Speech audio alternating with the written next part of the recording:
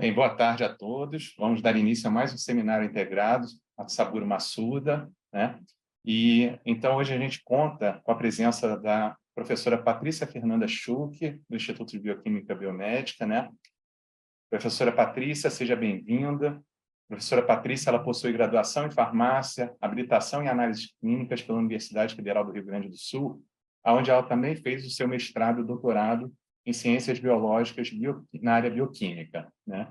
Posteriormente, a professora Patrícia cursou seu pós-doutorado na Universidade de Maryland, na Escola de Medicina, e ela é membro afiliada da Academia Brasileira de Ciências.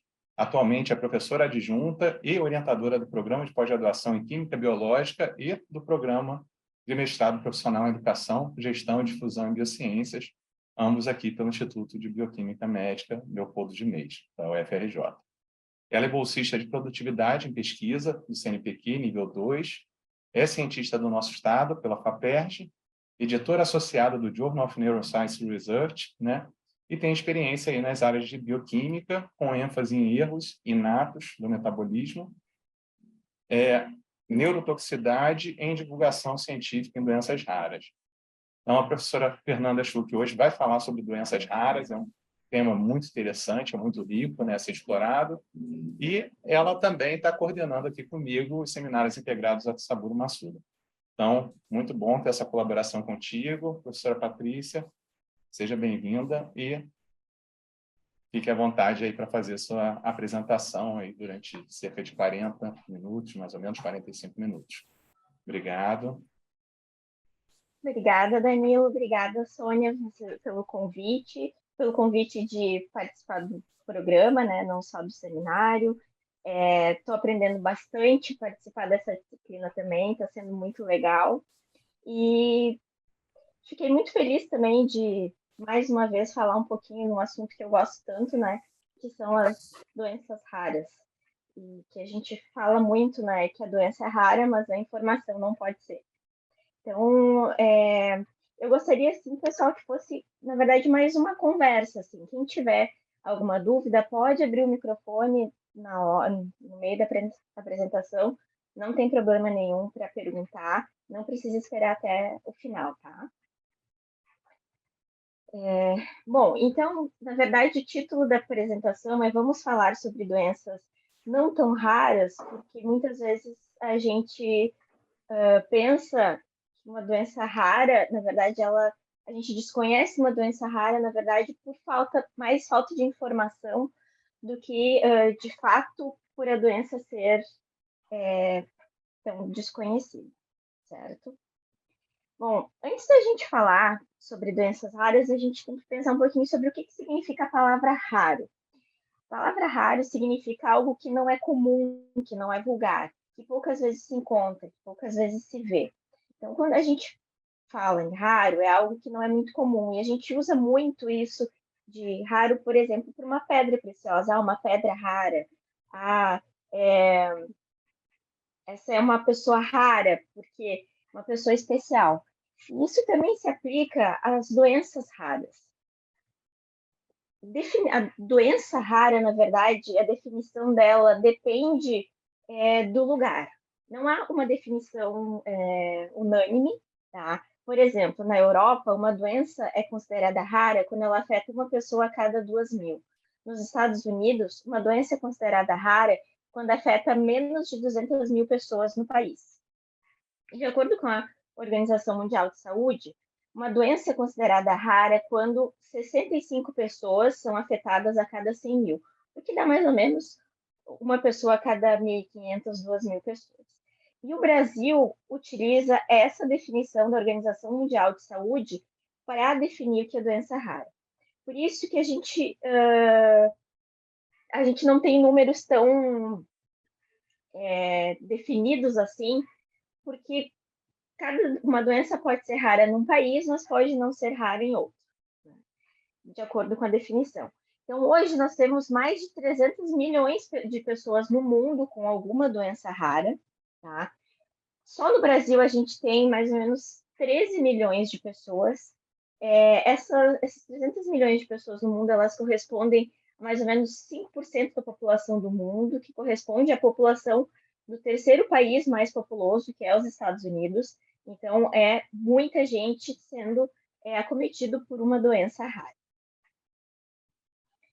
Então, justamente por causa dessa questão da definição, a gente tem entre 6 e 8 mil tipos diferentes de doenças raras. Não existe uma idade para se iniciar a manifestação dos sintomas, mas mais ou menos 75% dessas doenças começam a se manifestar ainda na infância. 90% das doenças raras não tem um tratamento disponível e aproximadamente 72% das doenças raras são de origem genética. Então, a gente pode classificar as doenças raras em doenças não genéticas e doenças genéticas. Entre as não genéticas, então, nós temos as doenças infecciosas, inflamatórias, autoimunes. E dentre as genéticas, nós temos as anomalias congênitas e os erros inatos do metabolismo. Por exemplo, dentre as doenças raras, nós temos aproximadamente 200 cânceres raros. Quem viu, acho que foi no ano passado, no outro, por exemplo, o filho do jornalista Thiago Leifert, desculpa, é uma menininha, do Thiago Leifert, que tem o retinoblastoma, é um câncer extremamente raro, tá? Então, classificado dentro dessas doenças. Em 2021, a ONU estabeleceu uma resolução para promover a equidade em termos mundiais para as pessoas que convivem com doenças raras. Isso é, promovendo equidade de acesso a diagnóstico, a tratamentos de saúde, a questões sociais e também de oportunidades. Promovendo, assim, então, uma campanha mundial de equidade, então, para pessoas com doenças raras. No meu laboratório, no caso, nós estudamos doenças raras e nós focamos um grupo específico das doenças raras, que são os erros inatos do metabolismo. E eu resolvi, então, focar um pouquinho neles aqui também, que dentre as doenças raras, eles são talvez menos abordados ainda. E eu vou começar falando sobre um pouquinho de história. Em 1902, esse professor aqui, o Sir Archibald Edward Darrow, ele era um médico bioquímico que gostava muito de brincar com a urina dos pacientes. E aí, um dia ele encontrou um paciente que tinha urina que, em contato com o oxigênio, ficava dessa cor aqui, um marrom escuro. Tá? Isso aqui é uma urina normal, essa é uma amostra da urina desse paciente. Ele ficou intrigado. Esse paciente tinha dor nas articulações, tinha problemas ósseos, enfim, dor nas costas. E aí ele começou a investigar a família desse paciente, e aí ele descobriu que, na verdade, todos esses familiares tinham essa mesma característica. E aí ele identificou, então, em 1902, a alcaptonúria, uma doença em que se tem o acúmulo do ácido homogentísico, que é um derivado do aminoácido tirosina, que se acumula nessa doença e quando a urina de pacientes com esse ácido homogentísico entra em contato com oxigênio, tem essa oxidação e a formação desse composto dessa cor, o que dá, então, essa característica. E aí, em 1908, ele deu, então, uma palestra, né, as Cronin Lectures, na Royal College of Physicians de Londres, em que ele usou pela primeira vez o termo erros inatos do metabolismo, em que ele descreveu, então, 4 doenças: a alcaptonúria, que foi essa primeira que eu comentei anteriormente, cistinúria, pentosúria e o albinismo. E aí, nessa palestra, então, ele falou que essas doenças eram, então, de origem genética e estavam associadas a problemas do metabolismo. E ele disse, então, que os seres humanos, eles são diferentes química e geneticamente, mas que quando a gente tem variações muito extremas nessa individualidade química, isso leva à doença. Então, ele usou pela primeira vez esse termo.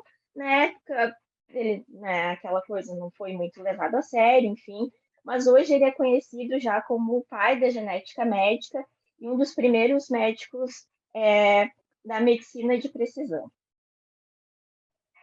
Bom, mas o que é, então, um erro inato do metabolismo? Numa situação, né, que nós temos um DNA, né, normal, sem uma mutação, a Oi, proteína... Patrícia. Oi, desculpa. Acho que o Danilo, o intérprete, disse que não estão conseguindo ouvir muito bem. Ah, Ué, se não tivesse habilitado o Nós fone, estamos ouvindo bem, eu estão acho. ouvindo bem? Sim. Aqui também está normal para mim, Dani. Tá, não sei por que que ele falou, que é como se tivesse não tivesse habilitado o fone dele, do Danilo. Tem como a gente ter o fone dele não está habilitado? Não faz sentido, né? Deve ser o computador dele, não? Eu acho melhor ele sair e voltar, Dani. E aí ele conectar o áudio de novo. Aham. Não, então tá bom, Danilo, melhor fazer isso então. Pode continuar então, professora Patrícia, desculpa. imagina. Bom, então a gente tem o DNA, né, lá no núcleo das nossas células, codificando uma proteína. E aí essa proteína vai atuar no metabolismo. No caso do erro inato do metabolismo, nós temos uma mutação, uma alteração no DNA, que vai levar à formação de uma proteína inadequada, errada, deficiente, né, que não vai conseguir exercer a sua função corretamente, e com isso, então, nós temos uma alteração no metabolismo, nós temos um erro inato do metabolismo. Tá? Então, seria mais ou menos isso. Essa proteína, no caso afetada no erro inato do metabolismo, ela pode ter diferentes funções, mas na grande maioria das vezes essa proteína é uma enzima. Tá? Então aqui nós temos uma reação enzimática padrão, só para lembrar do pessoal da bioquímica. Então a gente tem uma enzima, tem aqui o substrato da reação, e aqui a gente tem o produto, né? Então a enzima quebra esse produto, esse substrato aqui, nesses produtos.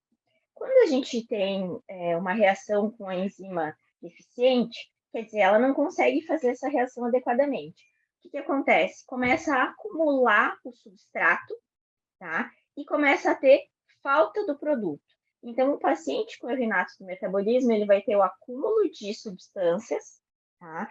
No organismo, nas células, nos tecidos, e falta de outras que deveriam ser produzidas naquela reação enzimática. Então, a gente pode ter diferentes vias, diferentes tipos de metabolismo afetado. Então, por exemplo, reações de síntese e degradação podem ter enzima, então, defeituosa, né, levando ao acúmulo de metabólitos tóxicos e falta do produto. Nós podemos ter deficiência de transportadores, fazendo com que uma molécula não consiga entrar ou sair de uma célula ou de uma organela. E também a gente pode ter problemas de armazenamento, em que moléculas complexas que são armazenadas não conseguem ser armazenadas ou quebradas adequadamente, levando também ao acúmulo de moléculas tóxicas. Os erros inatos do metabolismo, eles podem ser classificados de diferentes formas. Eu, particularmente, gosto mais dessa, porque é uma classificação que envolve tanto a fisiopatologia quanto as manifestações clínicas. Então, a gente pode, de acordo com essa classificação, dividir em duas categorias. Uma em que tem apenas um órgão ou um sistema afetado, como, por exemplo, defeitos de fatores de coagulação, ou então quando a gente tem múltiplos órgãos afetados ou causados por um defeito bioquímico que compromete uma via de um único órgão, mas que afeta multissistêmico, ou uma via que é comum a vários órgãos. E aí, essa categoria aqui é a que eu vou dar mais ênfase, tá? Que é justamente a que a gente estuda mais. Essa categoria pode também ser subdividida em 3 grupos. No grupo 1, nós temos as doenças que envolvem o metabolismo de moléculas complexas, moléculas grandes, como as mucopolissacaridoses, a doença de Gaucher. No grupo 2, nós temos as doenças que desencadeiam crises de intoxicação pelos metabólitos acumulados, principalmente do metabolismo intermediário. Então, nós temos aminoacidopatias, como a fenilcetonúria, acidemias orgânicas. E no grupo 3, nós temos as doenças em que nós temos um prejuízo na produção ou na utilização de energia celular, como são as mitocondriopatias e os defeitos de beta-oxidação. Tá? Então, eu vou trazer aqui para vocês um exemplinho de uma doença de cada um dos grupos, desses 3 grupos que eu falei agora. Tá? Então, doenças do grupo 1 incluem as doenças lisossômicas de depósito. Os nossos lisossomos, para quem não lembra, eles são organelas que estão lá dentro da nossa célula. Dentro dessas organelas, nós temos vários tipos diferentes de enzimas, nucleases, proteases, glicosidases, lipases, fosfatases, fosfolipases, esterases, fatases, entre várias outras. E, geralmente, dentro desses lisossomos, nós temos o metabolismo de moléculas grandes, moléculas complexas, e moléculas mais simples, que saem, então, dos lisossomos para ser utilizado pelo restante da célula. Nas doenças lisossômicas de depósito, uma dessas enzimas lisossomais aqui está defeituosa, fazendo com que haja um acúmulo dessas moléculas complexas dentro dos lisossomos. E aí esses lisossomos acabam aumentando de tamanho, aumentando muito e levando também a um alargamento da própria célula. Dentre as doenças lisossômicas de depósito, as mais comuns são as mucopolissacaridoses. As mucopolissacaridoses, ou também chamadas de MPS, elas são doenças em que a gente tem problemas no metabolismo de glicosaminoglicanos, ou GAGs, que antigamente eram chamados de mucopolissacarídeos. Esses mucopolissacarídeos, ou GAGs, fazem parte de uma estrutura chamada proteoglicano, que é muito importante para tecido conjuntivo, para cartilagens, que dá essa característica viscoelástica. Então, pacientes que têm alteração, por exemplo, na MPS tipo 1, tem deficiência da enzima alfa-L-hidroronidase, é um nome lindo para se botar em filho, né? Tem deficiência dessa enzima, leva um acúmulo de sulfato de heparan, que é uma molécula que lembra um pouco a heparina. E aí, esse sulfato de heparan não consegue ser degradado dentro dos lisossomos, começa a aumentar de tamanho e leva ao acúmulo, então, nos tecidos. Essa alteração de tecidos conjuntivos, tecidos moles, vai levar com que esses pacientes tenham nanismo, tenham alterações articulares, tá? Problemas de crescimento, disfunção neurológica progressiva, opacidade da córnea. Eles têm uma que se chama de faces grotesca, que é uma característica muito comum na face, em que a base do nariz é mais achatada, tem macroglossia, hirsutismo, tem o tórax mais protuberante, obstrução das vias aéreas superiores, e geralmente, no MPS tipo 1, acaba desencadeando morte precoce na primeira ou segunda década de vida. Um exemplo bem clássico de doença do tipo 2 é a fenilcetonúria, também conhecida como PKU. A fenilalanina ela é um aminoácido essencial, quer dizer, a gente não produz no nosso organismo e a gente precisa ingerir na dieta. E aí, no nosso organismo, nós temos a enzima fenilalanina hidroxilase, que transforma a fenilalanina em tirosina, que é um outro aminoácido importante, precursor de vários neurotransmissores e da melanina, que dá a cor, né, a pele, cabelo e os olhos.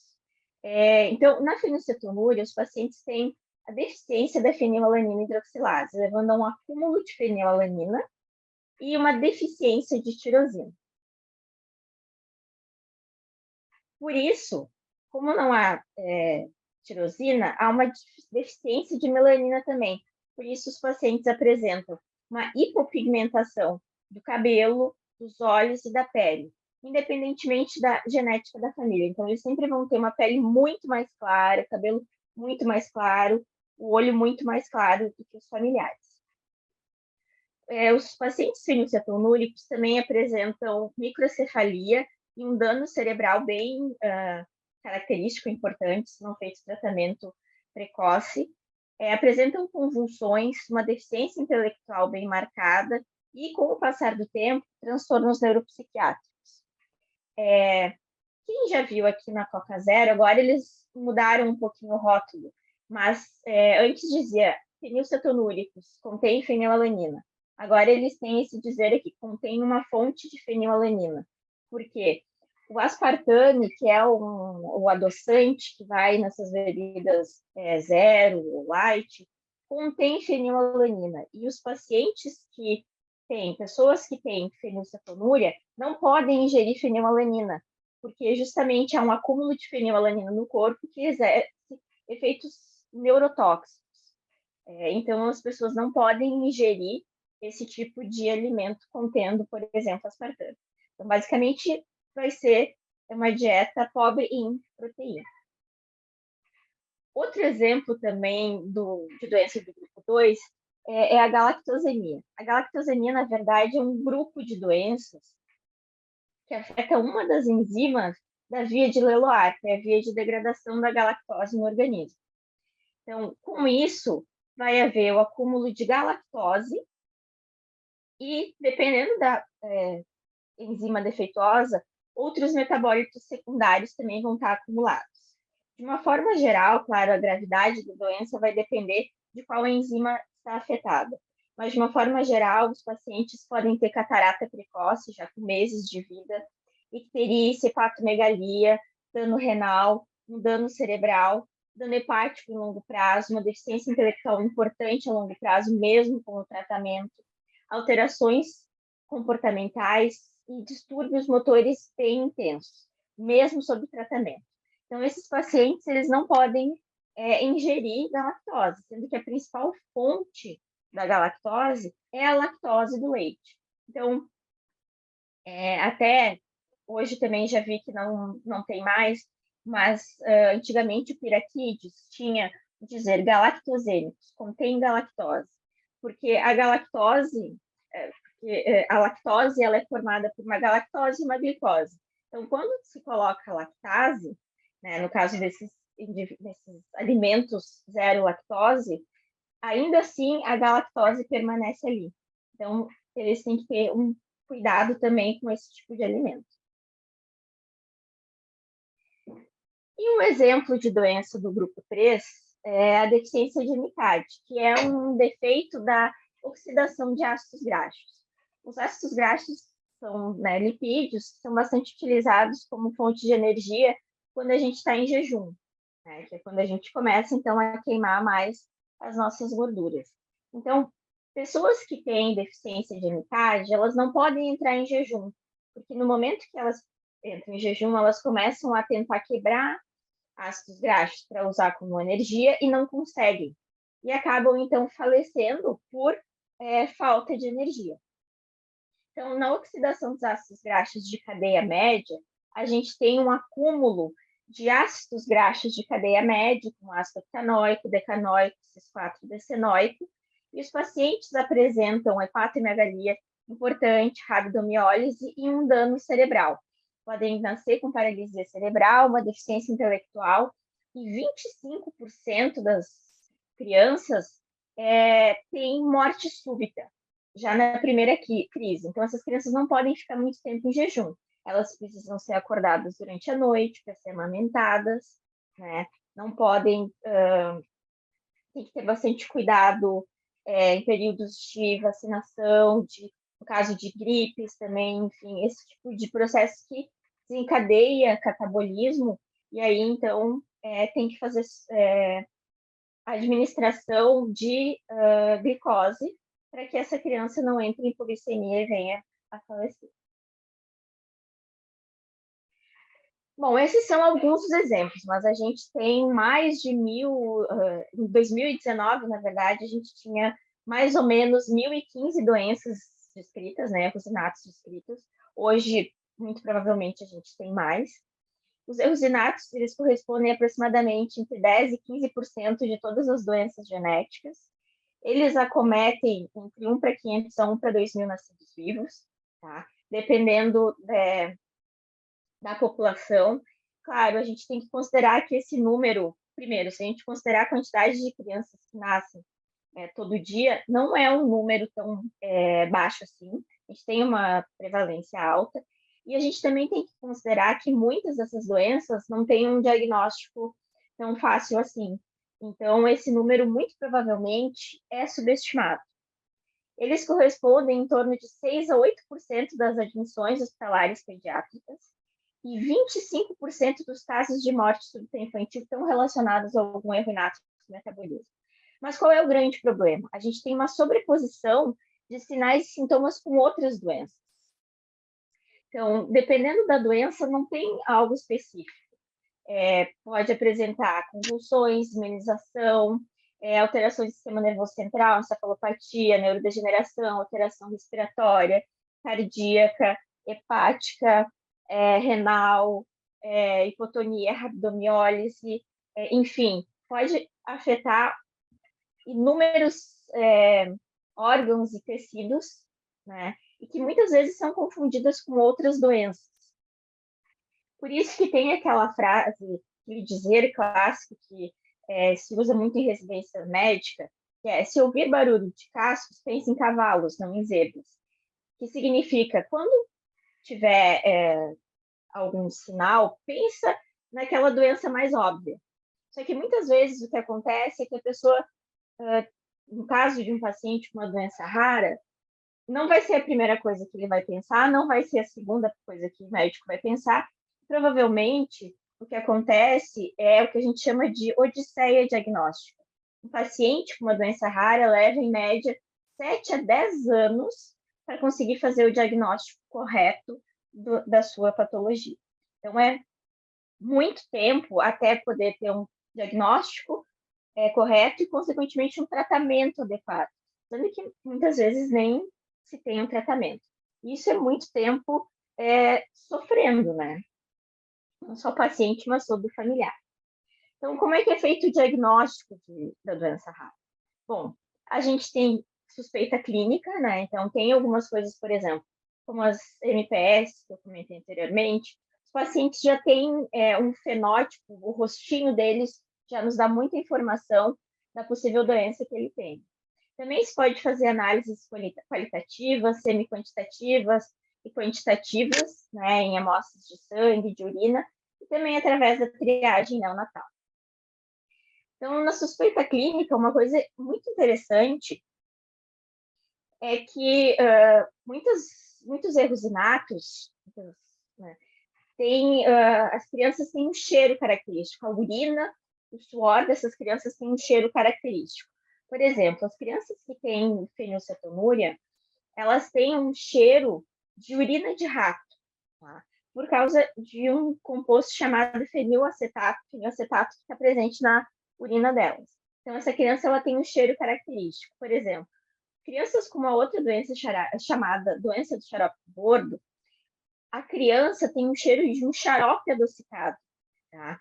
Quem já viu, por exemplo, aquela árvore que tem a folha da bandeira do Canadá, aquela árvore que se chama bordo, e dela se obtém um xarope, aquele xarope que a gente vê muito nos filmes americanos, que eles colocam em panquecas, colocam no omelete, enfim. E esse xarope, ele tem esse gosto adocicado. E é o mesmo cheiro que essas crianças têm, por isso que o nome da doença do xarope do bordo. Tem uma outra doença, escleróise ovalérica, que a criança tem um cheiro muito forte de pé suave, que é, né, uma maneira mais educada de se dizer um cheiro de chulé. Realmente é um cheiro muito forte, muito característico. Então, às vezes, os pais chegam ao consultório médico e dizem: ai, médico, o meu filho tem um cheiro característico, um cheiro diferente. E sem se dar conta, eles já estão auxiliando a direcionar um diagnóstico, porque esse odor característico pode auxiliar, né, no caso da identificação de uma possível doença. Muitos dos erros inatos, não vou dizer muitos, mas alguns erros inatos podem ser diagnosticados na triagem neonatal ou no nosso famoso teste do pezinho. E aí eu resolvi trazer aqui, contar um pouquinho da história do teste do pezinho rapidinho. A Ada Suzy e o Robert Guthrie eram dois pesquisadores que foram, então, solicitados para... uma família chegou e pediu que eles desenvolvessem uma técnica para fazer o diagnóstico de fenilcetonúria, que na época era muito... Isso foi lá em 1962. Tinha uma grande incidência de crianças fenilcetonúricas com deficiência intelectual, né? Então, eram internadas não se tinha muito como fazer um diagnóstico precoce disso. Então, essa família chegou e pediu para Robert Guthrie e para Ada Suzy desenvolverem uma técnica, e eles desenvolveram, então, o que a gente chama de pai do teste de pezinho, o primeiro teste de triagem neonatal, denominado, então, de teste de Guthrie. Porque, né, obviamente, infelizmente, as mulheres, no caso da Ada Suzy também era, nessa época, deixada de lado, então acabaram dando o nome do teste apenas para o pesquisador do sexo masculino, enfim. Eles desenvolveram, então, um teste microbiológico, que tinha um teste de inibição de crescimento bacteriano. Então, esse aqui é o Guthrie, e aqui a gente tem uma placa de crescimento microbiológico. Cada um dessas bolinhas aqui é um disquinho contendo sangue, tá? Esse aqui é o papel de Guthrie, que é utilizado até hoje em teste de pezinho. São coletadas gotinhas de sangue e colocadas nesse papel filtro aqui. E aí esse disquinho, então, depois, ele é utilizado para retirar sangue ali. Nessa época aqui, esse disquinho era colocado aqui. E aí, nesse meio, tinha um inibidor de crescimento bacteriano, esse beta-2-fenilalanina, que era um competidor com a fenilalanina.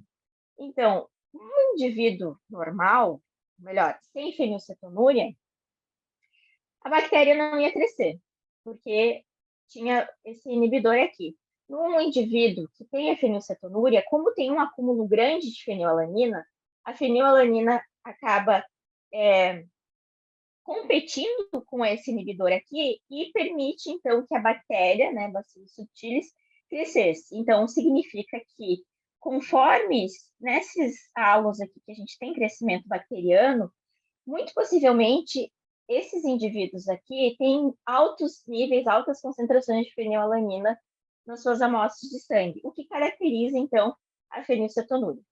Então, em 1965, já se tinham 400 mil crianças testadas para PKU. E, a partir daí, ele desenvolveu, então, adaptou esse teste para outros erros inatos, como homocistinúria e assim por diante. E o mais interessante é que ele nunca quis patentear isso, porque ele queria, na verdade, que esse teste fosse utilizado pelo maior número possível, para que todo mundo, para as crianças pudessem ser rastreadas, né? E então ter esse diagnóstico, que no caso da fenilcetonúria é tão importante ser precoce e iniciar o tratamento. No Brasil, o primeiro lugar em que se teve teste de pezinho foi na APAI de São Paulo. Na verdade, hoje não é mais a APAI, né? É o Instituto de Genética e Erros Inatos do Metabolismo, IGEM, desde 1975. E aí, a partir da década de 90, começou a ser obrigatório fazer o teste de pezinho, né? Na verdade, teste de triagem neonatal. E em 2001, teve a criação do Programa Nacional de Triagem Neonatal. E até 2008, a gente tinha disparidade entre os estados. Não eram todos os testes feitos em todos os estados. Mas até então, nós tínhamos basicamente 6 doenças. No início, né, lá em 2006, na primeira fase, a gente tinha fenilcetonúria e hipotireoidismo. Depois, em 2013, hemoglobinopatias, né, anemia falciforme e outras hemoglobinopatias. Depois de 2013, também, numa terceira fase, se incluiu a fibrose cística. E a partir de 2014, além desses 4, também se incluiu hiperplasia adrenal congênita e deficiência de biotinidase. O teste do pezinho ofertado pelo SUS até então, dessas 6 doenças, em 2021, teve a Lei 14.154 aprovada, em que amplia o teste do pezinho para até 53 doenças. Essas doenças, elas vão sendo adicionadas em etapas, tá? O ano passado, em maio do ano passado, fez 1 ano e ainda não se tinha implantado esse teste de pezinho ampliado, mas se estava buscando, precisa de uma preparação, enfim. Então, alguns estados já começaram a acrescentar algumas doenças para ampliar o teste. Então, se espera que ao final dessa 5ª etapa, se tenha, então, até 53 doenças, o que é um ganho bem importante, né, no número de doenças diagnosticadas no teste de pezinhos, podendo fazer, então, um acompanhamento e tratamento precoce. E em 2022 também se criou a caderneta do raro, que é uma espécie de caderneta que conta toda a história desde o nascimento da criança, todo o tratamento, todo o diagnóstico, as dosagens, enfim, que é distribuída pelo Ministério da Saúde. Bom, e como é que é feito o tratamento desses erros inatos do metabolismo? Como eu falei, muitos não têm um tratamento adequado. Então, muitas vezes, a gente tem que fazer um tratamento específico. Por exemplo, o paciente apresenta convulsão, vamos administrar um anticonvulsivante. Tem problemas respiratórios, vamos, então, tratar esses problemas respiratórios. Uma sepse, vamos administrar antimicrobianos. Quando o paciente tem uma descompensação metabólica e apresentar hipoglicemia, vamos corrigir essa hipoglicemia, o desequilíbrio hidroeletrolítico e assim. Então, a gente faz o tratamento dos sintomas e não da causa. Para muitos desses erros inatos, um tratamento único ainda possível é através da dieta, como é o caso da fenilcetonúria, em que se faz uma restrição de fenilalanina. Então, essa criança não pode ingerir alimentos que contenham fenilalanina, que é basicamente quase toda a proteína. Então, essa criança vai ter uma diminuição do conteúdo de fenilalanina na dieta. Ela não pode excluir, porque a fenilalanina a gente não sintetiza, mas a gente precisa para produzir as nossas próprias proteínas. Então, a gente vai ter uma quantidade mínima na alimentação e vai fazer uma suplementação de tirosina, né, já que não tem produção no organismo, então a falta de tirosina precisa ser suplementada. E essa dieta tem que ser feita para a vida toda. Para muitos erros inatos, como é o caso da fenilcetonúria, nós temos fórmulas especiais, que são fórmulas feitas para cada idade, para cada necessidade nutricional. Então, nós temos, por exemplo, para pacientes com PKU, os pais muitas vezes chamam de leitinhos, né? Então, por exemplo, para cada faixa etária, tem uma necessidade nutricional diferente. Nós temos leitinho ou fórmulas especiais para acidemias orgânicas, para defeitos do ciclo da ureia, enfim, para diferentes tipos de doenças de acordo com a faixa etária. Esses leites, eles são bem caros e os pais podem entrar na justiça, né, para conseguir que o SUS ofereça, mas é bem complicado, seguidamente tem falta desses produtos. E também se tem um outro problema disso, que é a adesão à dieta, porque nem sempre as propriedades organolépticas dessas fórmulas, o gosto, a consistência não é muito bom. Então, se tem um problema de aderência na dieta, sem falar que enquanto a criança é pequena, a mãe consegue administrar, né? Quando começa a crescer, vai para a festinha, aí lá tem o cachorrinho quente, tem o bolo, enfim, tem os salgadinhos, já começa a sair um pouco do controle da dieta e acaba desencadeando, então, crises. Uma outra terapia, um outro tratamento, forma de tratamento importante para muitos erros inatos, principalmente para aquelas doenças lisossômicas de depósito, que eu falei lá no início, como a MPS, é a terapia de reposição enzimática, em que, então, é feita uma reposição ao paciente daquela enzima que ele tem deficiência ou que está ausente, tá? Então, se faz uma infusão intravenosa de uma enzima, tá? E essa enzima, então, ela vai entrar na célula e vai passar a metabolizar adequadamente. Então, a gente tem aprovação de algumas dessas terapias de reposição enzimática no SUS também, principalmente para doença de Gaucher, para MPS tipo 1 também, tá? Mas ainda são poucas as doenças que têm essa possibilidade.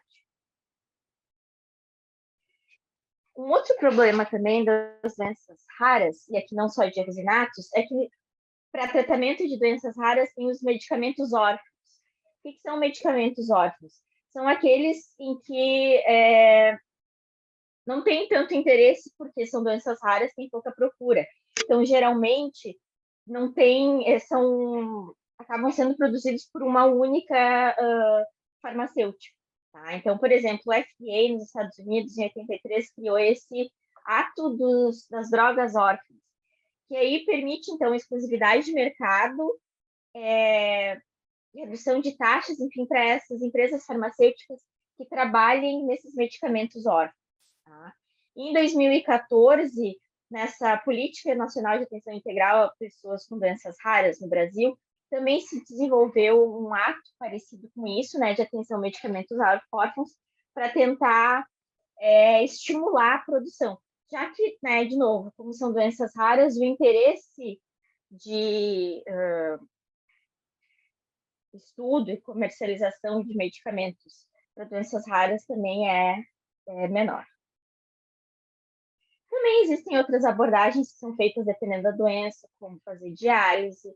Para algumas doenças é efetivo fazer um transplante de órgão, transplante de medula óssea, manipulação de microbioma, terapia celular, terapia gênica, enfim. Para algumas doenças nós temos várias coisas mais avançadas, para outras nem tanto. E aí, para ilustrar, quase terminando aqui, que estou falando bastante, contar uma historinha que eu sempre conto para os meus alunos, ou quando eu falo de doenças raras, para ver como pode acontecer. Essa americana, Patricia Stallings, em 1989, ela teve um filho, um Ryan, de 3 meses de vida, começou a apresentar uma respiração difícil, vômito, diarreia, e aí foi diagnosticado, isso sempre depois que ela amamentava a criança, né, dava mamadeira. E aí observaram, fizeram os exames, e chegaram à conclusão que a mãe estava intoxicando a criança com etileno glicol, que é um composto anticongelante que é encontrado bastante em fluido anticongelante de geladeira.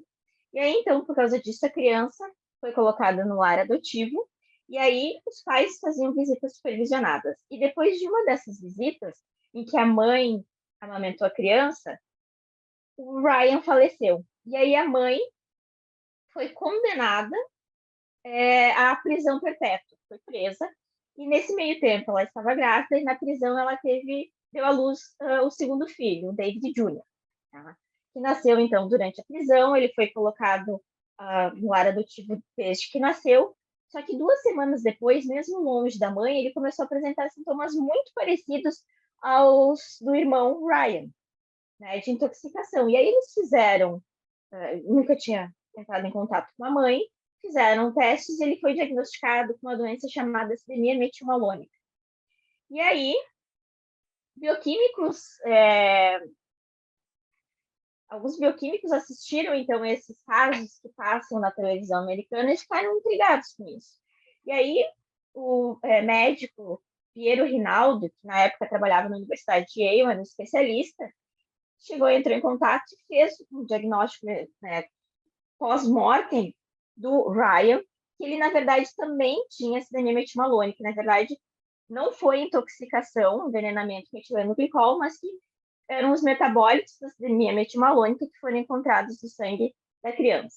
Então, na verdade, aí viram que a mãe não estava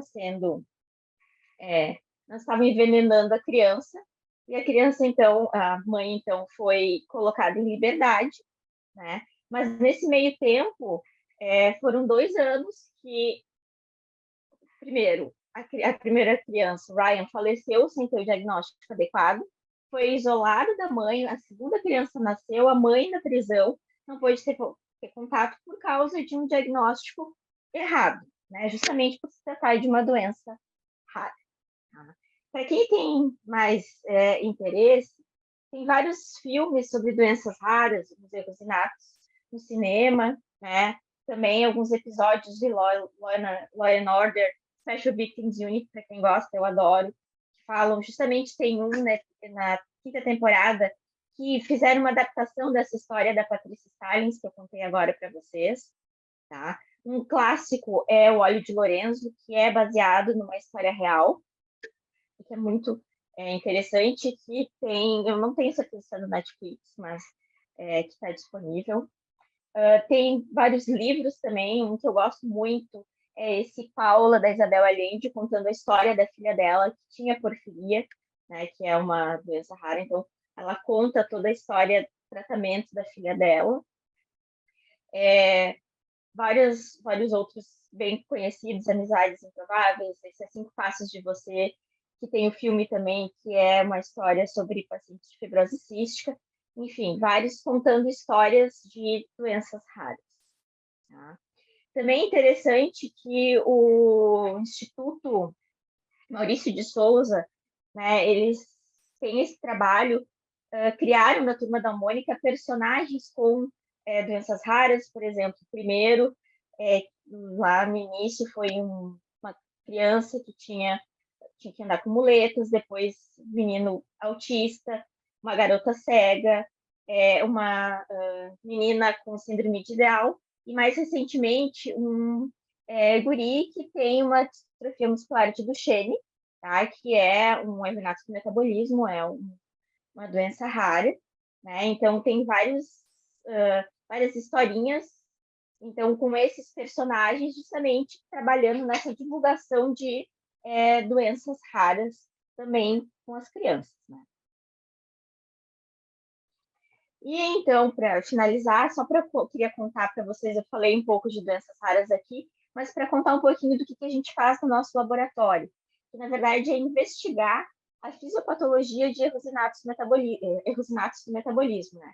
Então a gente tenta entender o que é aquela substância que está acumulada na doença, se ela é tóxica e como ela é tóxica, o que ela faz. Então a gente avalia o metabolismo celular, mitocôndria, a gente avalia estresse oxidativo, inflamação, neurotransmissão, morte celular. Então, a gente tenta entender o que acontece nessa doença, já que não se tem tratamentos adequados, mas pelo menos a gente consiga buscar alternativas para melhorar a qualidade de vida dessas crianças, né? Que já é tão ruim, né? Convivendo com uma doença rara. Existe um dia, desde 2008, o último dia do mês de fevereiro, seja ele 28 ou 29, é considerado o Rare Disease Day, o Dia das Doenças Raras. Então, que é um movimento que tem no mundo inteiro, tá? Se escolheu esse dia porque ele é considerado o dia mais raro do ano. Tá? Então, em que se tem vários eventos sobre doenças raras ao redor do mundo. Esse ano foi no dia 28 de fevereiro. Todo ano teve um evento no Aterro do Flamengo, aqui no Rio, mas tem vários eventos no mundo inteiro. Tem o que eles chamam prédios públicos, são acesos com as cores das doenças raras. Enfim, tudo para tentar fazer essa divulgação de doenças raras, aumentar, né, esse conhecimento tão importante sobre as doenças raras. A gente, em breve, então, está criando um projeto de extensão para fazer divulgação sobre doenças raras. Então, quem tiver interesse, a gente já tem redes sociais trabalhando nisso. A gente também está criando uma liga de doenças raras, né, embora vá ser vinculada ao curso de medicina, é para qualquer aluno de graduação da área da saúde participar, né? Também para trabalhar nessa questão de divulgação em doenças raras. A gente conseguiu, com a professora Rosália Mendes Soteiro, da Biofísica, agora criar uma cátedra de doenças raras. Esse ano vai dar início, que vai ser bem interessante. Então, quem tiver interesse de participar das atividades, em breve a gente vai ter mais informações, né? E aqui, então, o pessoal aqui já tem gente que já saiu, tem mais um monte de gente faltando, né? O laboratório de resinatos e metabolismo, que é orientado, então, dividido a orientação por mim e pelo professor Gustavo Ferreira, que está nos assistindo. E quem tiver interesse, quiser saber um pouco mais sobre doenças raras, quiser visitar o nosso laboratório aqui no Bloco E, na sala 38, ou então seguir as nossas redes sociais, o nosso canal no YouTube, que tem entrevistas com pacientes, ainda tem pouca coisa, mas a gente está trabalhando, tem um site com informações, é só escanear aqui, então, e começar a nos seguir para saber mais sobre doenças raras. Então, era isso. Professora Patrícia, obrigado pela linda apresentação, né?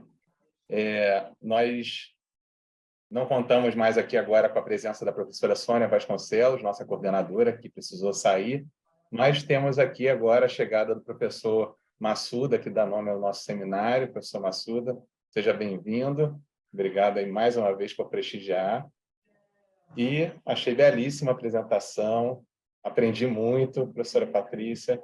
Gostei de saber do ano lá, aqui, né, do primeiro desenvolvimento de teste para fenilalanina, né?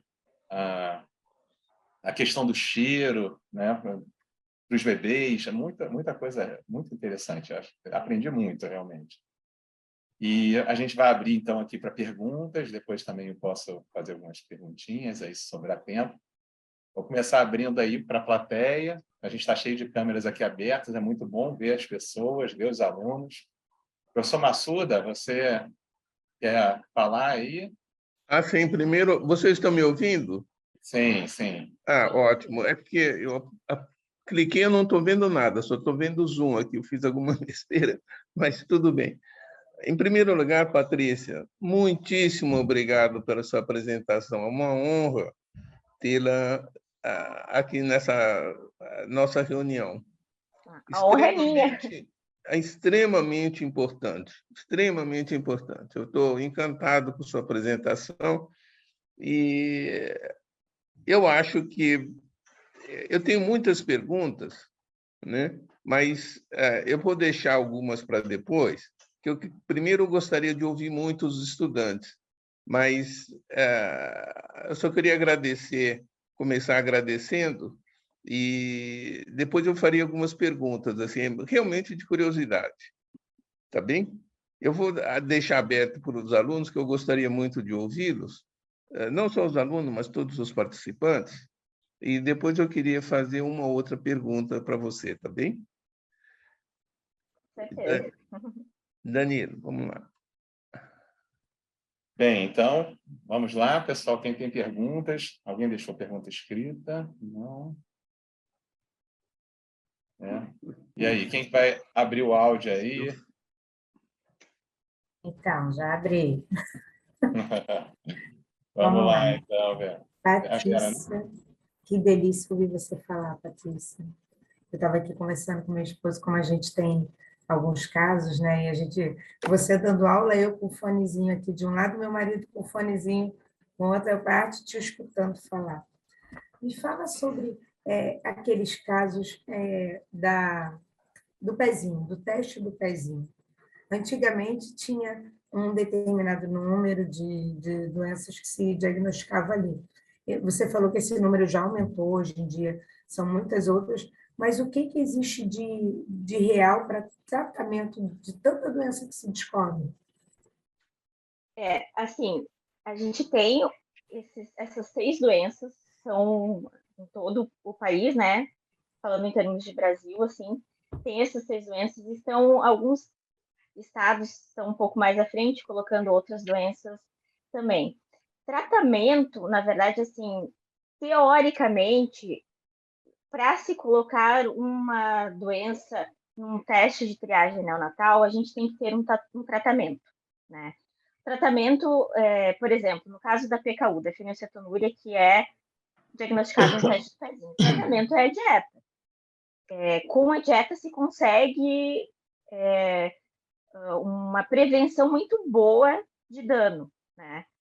Se conseguir fazer tratamento dieta para o resto da vida, não, né, se consegue evitar bastante assim do dano.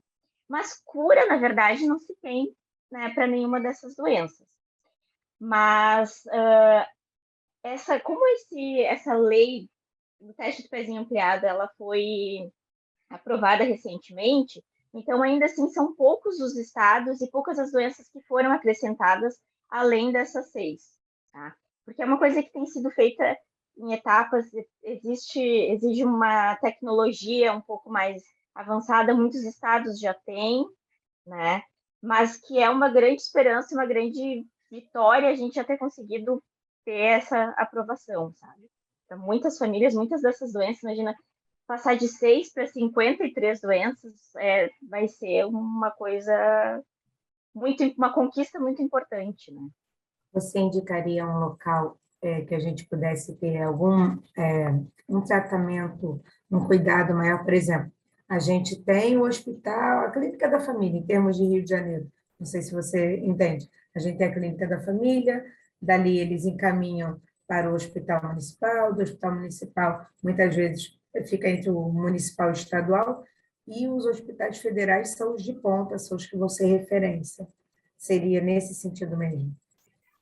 Depende da doença, na verdade. Tem doenças em que tudo vai começar lá desde o início do primeiro médico que vai desconfiar, né, que vai ter a suspeita para fazer o diagnóstico. Por exemplo, se é uma doença que tem teste de pezinho, existem centros de referência em cada estado brasileiro, por exemplo. Sim. Né? A gente tem um centro, um dos principais centros de referência é o Hospital de Clínicas de Porto Alegre, né? O serviço de genética médica lá, em termos de errocinatos do metabolismo, é referência para muitos assim na América Latina, por exemplo. O Instituto Fernandes Filgueira, aqui no Rio, é referência para algumas dessas doenças raras também. Então, na verdade, depende da doença em si. Mas esses serviços, eles sempre são... a gente nunca vai direto para eles. Sempre tem que ter, primeiro, aquele diagnóstico lá do SUS para ir sendo encaminhado. No caso dos errocinatos, principalmente, é sempre importante ter o conhecimento, o acompanhamento de um geneticista, né? Por se tratar de uma doença genética, então se acaba tendo o acompanhamento de um geneticista também.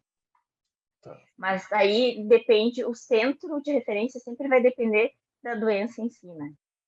Muito obrigada, querida. Muito esclarecedor.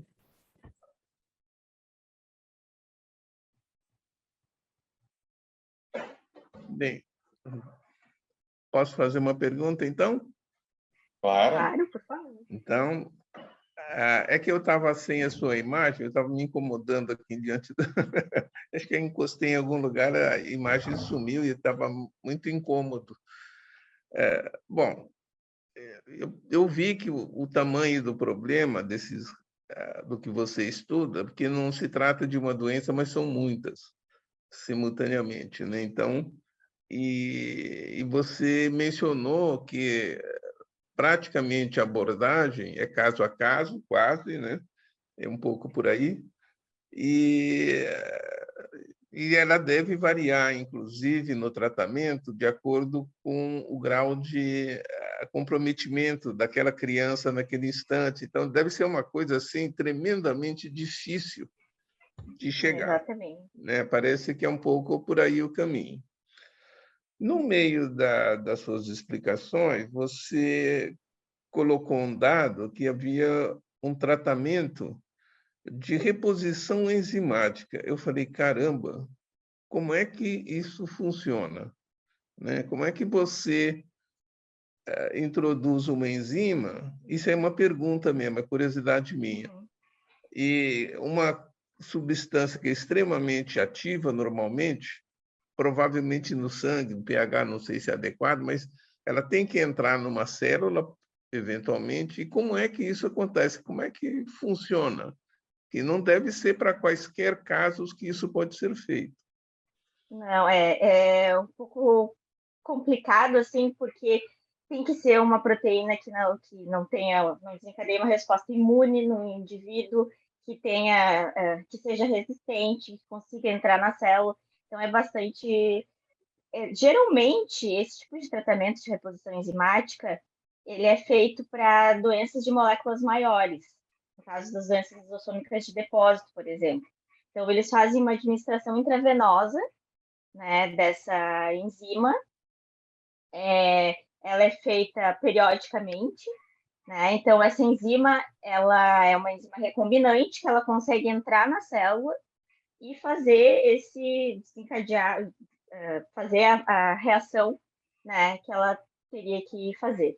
Tem um outro tipo de terapia de substituição, que é o que se tenta fazer, por exemplo, para PKU, em que, na verdade, a enzima em si está deficiente, eles não conseguem fazer com que ela seja estável o suficiente e que não cause resposta imune. Então, eles desenvolveram uma outra enzima que catalisa, que ela metaboliza a fenilalanina, não é a mesma reação, mas que consegue metabolizar a fenilalanina para diminuir a toxicidade. mas é bem complicado também. Aí essa enzima ela é isolada de plantas, né? Mas não é usado assim, não é qualquer paciente que pode fazer o uso, né? E não é usado assim em larga escala. Para as doenças isossômicas de depósito, sim, se tem já um uso maior. Tem um filme que é o Decisões Extremas, que conta um pouco da história para a doença de Pompe, da terapia de reposição enzimática, justamente para desenvolver qual era a melhor enzima, mais estável, que conseguia fazer o efeito, que é bem legal, é com Harrison Ford, é bem interessante, conta a história real, né, que inclusive como começou a Genzyme, que era uma biotech que começou com essa parte de reposição enzimática bem interessante, assim. Mas é um negócio, assim, é muito fascinante, na verdade, a gente pensar sobre isso, nessa parte de reposição enzimática. Assim. A minha outra curiosidade, você falou que o tempo que se leva para diagnosticar tem sido, em média, bastante longo. Ainda é assim? Ou esses testes novos estão melhorando na descoberta mais recente dessas coisas? Como é que está ultimamente? Quer dizer, se você comparar, por exemplo, assim, o tempo diagnóstico dos últimos 10 anos com dos outros 10 anteriores, a coisa continua a mesma coisa ou melhorou um pouco? Você tem esse dado? Infelizmente, eu diria que continua mais ou menos a mesma coisa, porque depende menos da tecnologia e mais do conhecimento. Porque, assim, quando é um teste que está na triagem neonatal, a gente faz ali, teste do pezinho, pega, né, enquanto é criança. Mas essas doenças que não estão, depende muito do conhecimento do médico. E a gente vê muito isso de desconhecimento dos profissionais da área da saúde, que vão sempre buscar, então, isso aqui parece ser tal coisa, então vamos para o mais simples. Então, ainda a gente fez recentemente uma entrevista com uma paciente, ela, na verdade, ela tem 2 erros inatos do metabolismo, ela tem glicogenose tipo 2 e tem uma distrofia muscular, se não me engano, as duas coisas. E ela contando assim que ela levou 7 anos para chegar ao diagnóstico dela. E na verdade não é nem pela questão de fazer o diagnóstico correto, mas por saber qual exame pedir, qual exame solicitar. Então, na verdade, o problema maior ainda é na raridade da informação e não necessariamente da tecnologia. Claro que tecnologia sempre ajuda, né? Mas às vezes o que falta é esse conhecimento assim para desconfiar da doença e solicitar o exame certo. Então, segundo eu estou entendendo do que você está falando, você acha, então, que talvez haja necessidade de uma instrução um pouco melhor no meio médico, no meio dos estudantes, provavelmente, ainda na escola médica, de tratar essa questão com mais atenção, talvez, né? Como um passo para a melhoria do diagnóstico. Mas tem o outro lado, que é o conhecimento das famílias. Quer dizer, então, talvez tenha que trabalhar por esses dois lados. De um lado, a divulgação que eu estou vendo aqui, e já, inclusive, eu gostei de ter visto que essas historinhas em quadrinhos já estão aparecendo, então isso já ajuda muito. Mas e aí eu já vou emendar a minha pergunta, que é essa questão que você falou como é que desse trabalho que vocês estão desenvolvendo junto com a Rosália, ou vão começar a desenvolver, para que isso abarca que tipo de coisa? Assim, só a parte científica ou já vai divulgação, entra tudo no meio? Como é que é isso? Na verdade, no caso, a cátedra, né, no Colégio de Altos Estudos, na verdade, assim, ela acabou de ser aprovada, né, agora vai começar nesse ano, então a gente vai ter vários encontros para falar de doenças raras em termos da população brasileira, né? Então, a ideia é a gente tentar fazer também um pouco do meio de campo com legisladores também, para auxiliar um pouquinho nessa questão, sabe? Acho que a questão de divulgação também faz parte, né? Mas a gente, em breve, vai ter mais informações, assim, vai poder noticiar melhor, assim, quando vão ser os encontros, enfim, porque todos estão mais do que convidados para participar, né?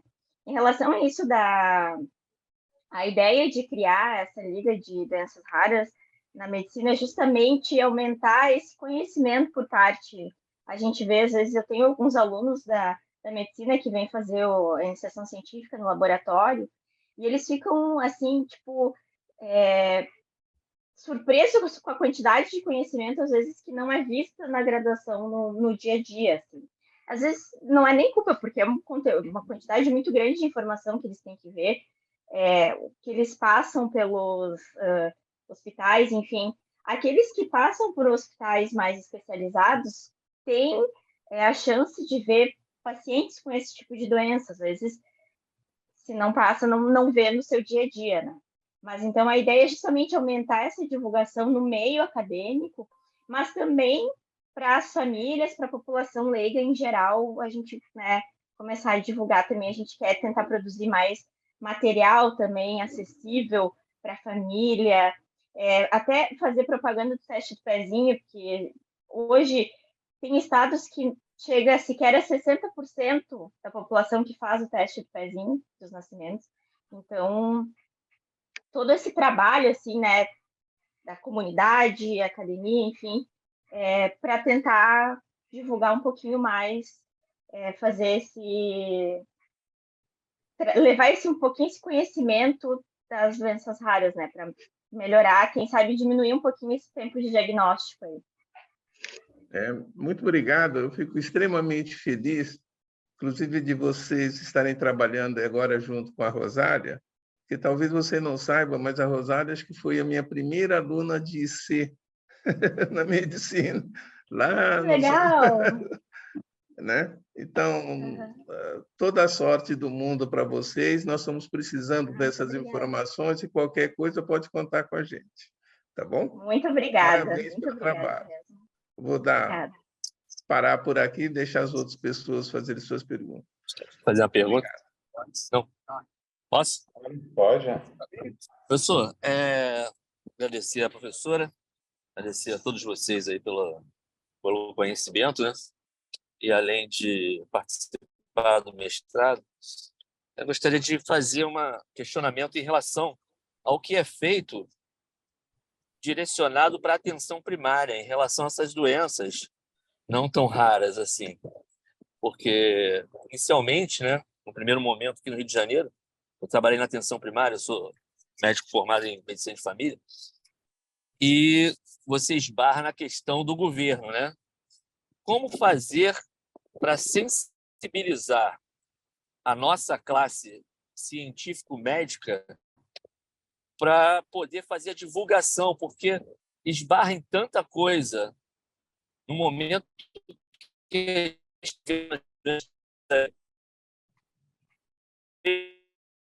os pacientes ainda sofrendo com sífilis,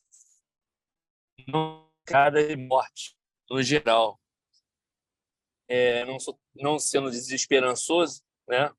Mas acredito que essa divulgação tem que ser dessa maneira mesmo, mais direcionada, com lúdico, com a história em quadrinho. Assim, acho muito bacana esse binômio, né? Educação e ciência. Muito legal, assim, muito legal mesmo. Aí eu queria saber o que você acha assim, da divulgação na atenção primária, principalmente aqui no estado do Rio de Janeiro, citou lá no Rio Grande do Sul, é uma referência maior para esse país que é o Rio de Janeiro, entendeu? Uhum.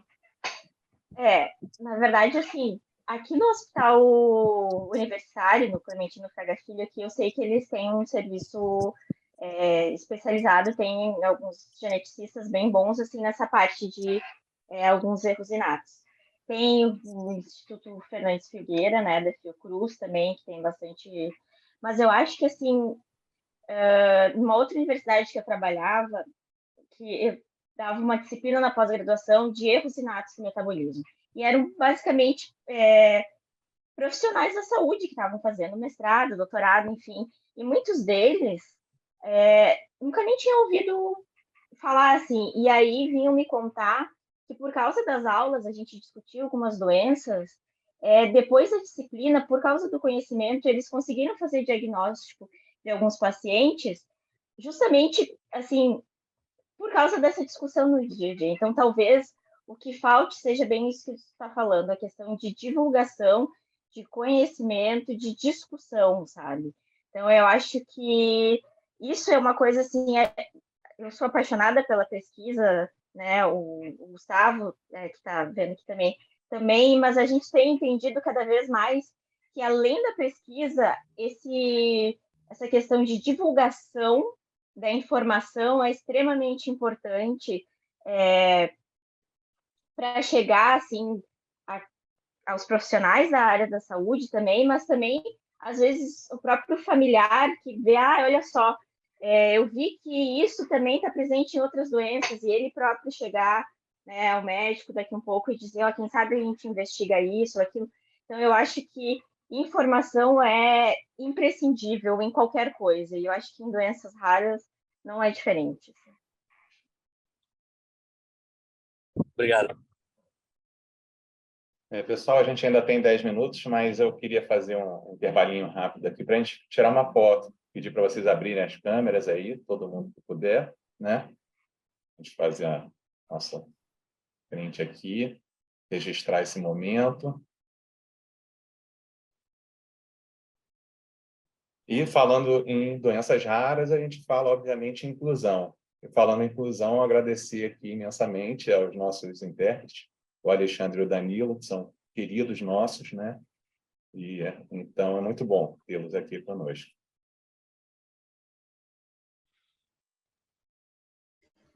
Mais alguém para abrir a câmera?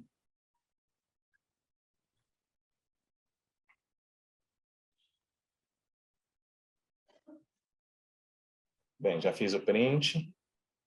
Então, Massuda, excelentes contribuições e perguntas, muito bom. A gente tem aí alguns comentários da Patrícia, né? E da Patrícia e da Paula, né? Patrícia, você quer falar um pouquinho, fazer a pergunta? Em parte, foi pergunta do Massuda também, né? Mas se você quiser abrir aí, complementar, perguntar. Não, é porque assim, foi quando ele estava falando, né? Pensando nessa criança que eu atendi, que nenhum lugar, e tinha condições financeiras e tal, foram vários médicos, e não diagnosticaram. Aí ela faleceu com dois aninhos e pouquinho. E a irmã nasceu com as mesmas características e também veio a óbito depois. Nasceu um pouco mais grave, mas ela chegou aí para os Estados Unidos fazer uma bateria de exames, aí fez um mapeamento, só que não deu tempo de diagnosticar. Não que fosse mudar, não sei se mudaria o quadro, mas eu queria saber, isso tem anos, né? Isso deve ter uns 8 anos. Aí eu queria saber se hoje tem algum lugar de referência que a gente possa encaminhar, sugerir, não é isso? Eu, assim, eu não conheço muito, assim, mas o Hospital de Clínicas de Porto Alegre, o Serviço de Genética Médica, é um lugar que eu sempre recomendo, porque eles têm, inclusive, um Disque Ruinato lá, que eles auxiliam bastante, pode ligar e até conversar com eles sobre a suspeita, enfim, e eles orientam o exame para solicitar e tal. Então, o Hospital de Clínicas de Porto Alegre é uma grande referência no Brasil. Tem o Instituto esse de a antiga APAE de São Paulo também, é um lugar bastante importante em termos de referência. No Pará, né, em Belém, eles têm um serviço também bem bom de erros inatos, de doenças raras, enfim. Mas isso é bem, assim, tem esses pontos específicos, assim, né? Depende da doença. A doença de Pompe, hoje tem terapia de reposição enzimática, né? Que pode ser feita via, que acho que foi isso que a criança tinha, né? Não foi não. Essa criança ela não chegou a ser diagnosticada. A doença não de chegou. Pompe foi uma senhora não, né? Que ela era super nova. Ela tinha 40 anos, passou por várias internações, foi diagnosticada durante a internação, só que não tinha o tratamento no SUS. E Esse é ficou o lá no problema. hospital que eu trabalhava, ficou até falecer, porque também não conseguiu ir para casa com o suporte que precisava. E, infelizmente, só tenho história triste. Se for me perguntar, Tem muitas famílias que entram em contato com a gente pelo nosso Instagram, assim, e realmente é muito triste, assim, o que eles contam. Pais contando que perderam filhos, e, assim, é muito, muito triste mesmo, assim, muito de cortar o coração, assim. muito obrigada. Na questão do diagnóstico ainda tem que avançar bastante também, né? Eu tenho uma amiga também que está uns 12 anos sem ter um diagnóstico até hoje, de uma doença que ela tem, que tem alguma semelhança com lúpus, mas não é lúpus. E não sabem o que é. Ela vem de Campos para o UFRJ e sem diagnóstico até hoje. Isso prejudica no tratamento. E falando em tratamento, aí você falou sobre a desoneração de indústrias em relação a esses medicamentos, porque eles terminam sendo muito caros, né? Mas mesmo assim, com a desoneração como uma ação importante, política, né, econômica, eles continuam sendo um preço exorbitante, né? E além dessa ação, outra ação importante governamental é, de fato, criar esses editais específicos, como têm sido criados, né? E, no mais, trabalhar, de fato, a difusão, popularização. Muito bonita essa questão também do Maurício de Souza, da Turma da Mônica e dos filmes. Acho muito legal mesmo, né? Essa inclusão que tem sido feita. E, bem, a gente falta 3 minutos aqui para 3h30. A gente tenta terminar 3h30, mas a gente pode passar também um pouquinho, 5 minutos, 10 minutos. Mas a gente tem 3 minutos aí para encerrar. Se alguém quiser fazer mais algum comentário, pergunta. Eu quero. Patrícia, é Massuda, novamente.